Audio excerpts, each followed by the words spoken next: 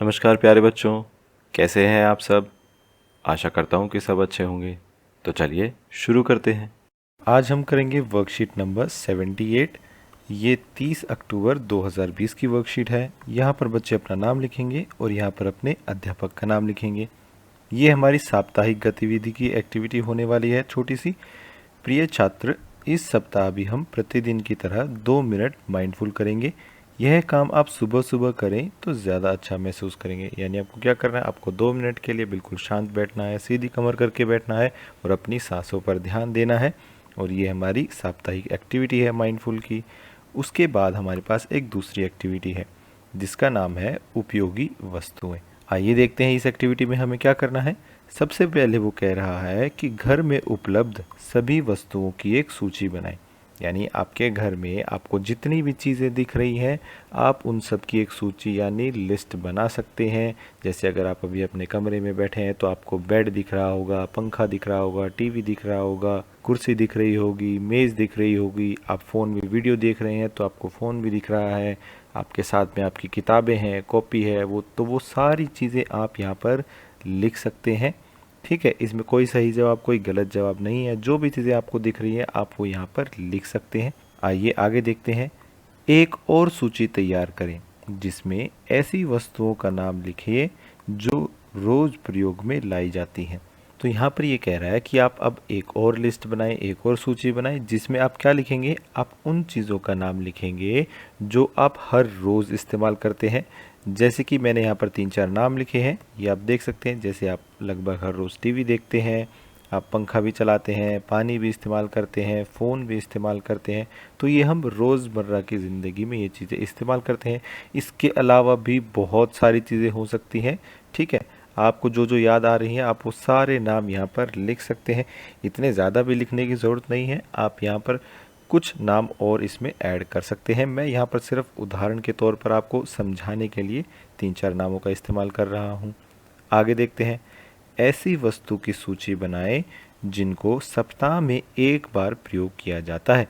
यानी अब आपको ऐसी चीज़ें ढूंढनी है जिसका इस्तेमाल आप सिर्फ वीक में यानी सप्ताह में एक ही बार करते हैं।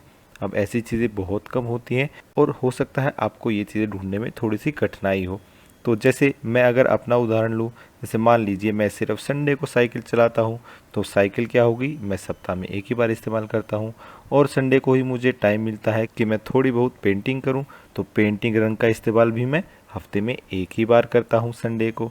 ठीक है, इस तरीके से अगर आपके पास कोई ऐसी चीज़ें हैं जो आप सप्ताह में एक ही बार इस्तेमाल करते हैं तो वो उसको आप यहाँ पर लिख सकते हैं। चलिए आगे देखते हैं।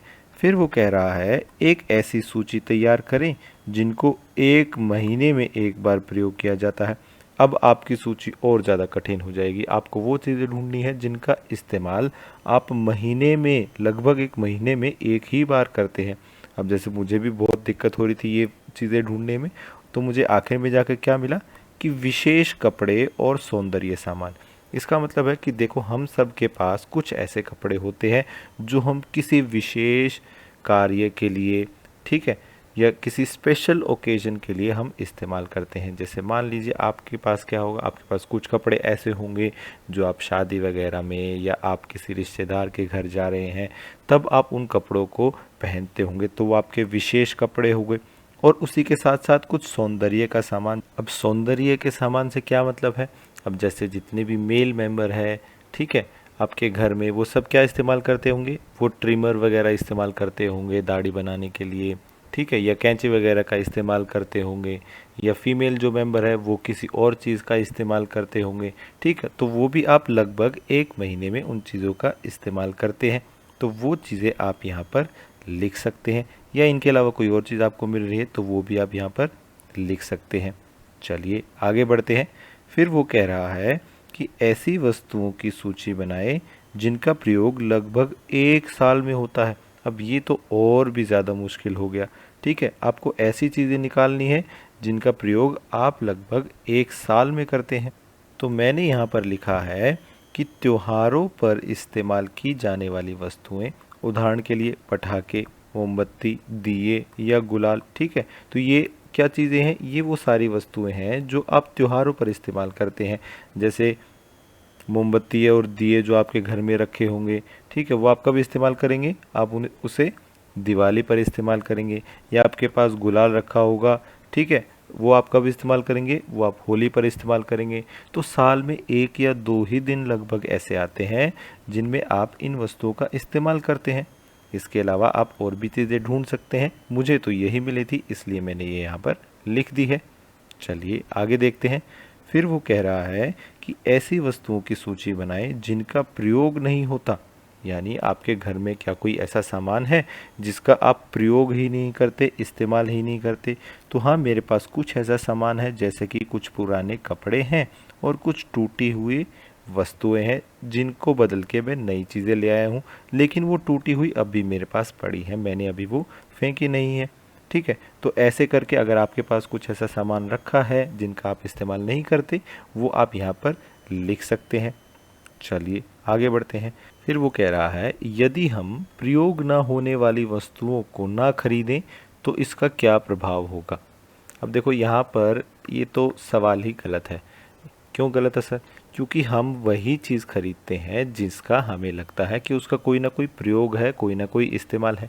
हम कभी भी ऐसी चीज़ नहीं खरीदते हैं जिसका कोई इस्तेमाल ना हो। हाँ, ये हो सकता है कि हमने एक ही बार या 1-2 बार ही उस चीज़ का इस्तेमाल किया और उसके बाद उसको फेंक दिया, तो वो क्या हो गया? वो वेस्टेज हो गई, वो ख़राब हो गया। तो हम यही सेंस लेके इस सवाल को करेंगे कि हमें चीज़ों को या ख़राब चीज़ों को या तो ख़रीदना ही नहीं है, या अगर आपने ख़रीद लिया है तो उसको ख़राब नहीं करना है।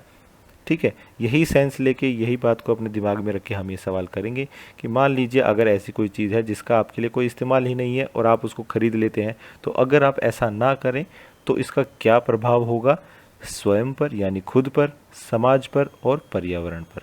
आइए इसका जवाब देखते हैं। सबसे पहले हम देखते हैं स्वयं पर क्या प्रभाव होगा। तो इससे क्या होगा? हम पैसे बचा सकते हैं और इसे बुद्धिमानी से खर्च करना सीख सकते हैं। यानी अगर हम बेकार चीज़ नहीं खरीदेंगे तो एक सीधी सी बात है, हम पैसे बचा लेंगे और उसे बुद्धिमानी से यानी सोच समझकर खर्च करना सीख जाएंगे। फिर देखते हैं हम कि समाज पर क्या प्रभाव आता है। तो जब आप खराब चीज़ें नहीं खरीदेंगे तो हम ज़रूरतमंद और योग्य लोगों की मदद कर सकते हैं। तो जो आपके पास पैसे बचेंगे उससे आप किन की? ज़रूरतमंद लोगों की मदद कर सकते हैं और योग्य लोगों की मदद कर सकते हैं। योग्य मतलब जो लायक हों। ठीक है, ऐसे ही नहीं है कि आप किसी नालायक को भी जाके पैसे दे दो, ठीक है, वो भी पैसे की बर्बादी ही है। आपको पैसे उसे देने चाहिए जो उस पैसे के योग्य हो। फिर आते हैं कि इस बात का पर्यावरण पर क्या फ़र्क पड़ता है कि हम कोई ख़राब चीज़ ना खरीदें। सीधा सीधा फ़र्क ये आता है कि हम कम प्रदूषण पैदा करेंगे। कम प्रदूषण का क्या मतलब है कि देखो, एक तो वो चीज़ बनाने में जितनी मेहनत लगती है, ऊर्जा लगती है, वो सब नहीं लगेगी क्योंकि हम उस सामान को खरीदेंगे ही नहीं। ठीक है, तो वो बिकेगा ही नहीं, इसलिए वो बनेगा ही नहीं। तो इससे सीधा सीधा प्रभाव क्या आ गया कि हम कम प्रदूषण पैदा करेंगे, एक तो ऊर्जा बनाने में, और दूसरा जब वो सामान खराब हो जाता है तो उसको हम कूड़ेदान में फेंक देते हैं, तो फिर से क्या करता है? वो प्रदूषण फैलाता है, तो वो भी नहीं होगा। आज की क्लास यहीं ख़त्म होती है। अगर आपके कोई डाउट्स हैं तो आप नीचे कमेंट सेक्शन में पूछ सकते हैं। कल फिर मिलेंगे, कुछ नया सीखेंगे। तब तक के लिए थैंक यू एंड जय हिंद।